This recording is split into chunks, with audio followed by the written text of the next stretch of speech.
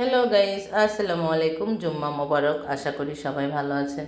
তো গাইস, আলহামদুলিল্লাহ আমিও আছি মোটামুটি। তো আজ প্রতিদিনের মতো দুপুরে কী কী রান্না করেছি আপনাদের সাথে শেয়ার করার জন্য চলে আসলাম। আশা করি ভাই বোনরা সবাই ভালো আছেন।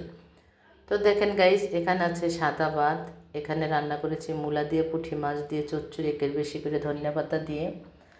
আর এখানে আছে মুরগির গোশত, দেশি মুরগি রান্না করেছি একেবারে আনাম আলু দিয়ে। খুবই ইয়ামি হয়েছে, কালারটা দেখতেই পাচ্ছেন, খুবই অসাধারণ। আমার ভাগ্নি এসেছে বেড়াতে, ছোট ননদের মেয়ে, সে খুবই পছন্দ করে আমার এই গোশত রান্নাটা। আর এখানে আছে আমড়া দিয়ে, গাছের আমড়া দিয়ে ডাল রান্না করেছি পাতলা করে। তো আজকে এই দিয়ে ভাত খাবো মেহমানকে নিয়ে। তো ভালো লাগলে সবাই অবশ্যই লাইক কমেন্ট শেয়ার করতে বলবেন না। আমার পেজটাকে ভাই বোনরা সবাই ফলো দিবেন আশা করি। তো দেখেন আমার রান্নার কালারটা কার কার এরকম পছন্দ, মূলা দিয়ে পুঁটি মাছ দিয়ে। আমার কিন্তু অসাধারণ লাগে, খুবই ইয়ামি, আমার খুব পছন্দের একটা খাবার। তো আজকের মতো আল্লাহ হাফেজ।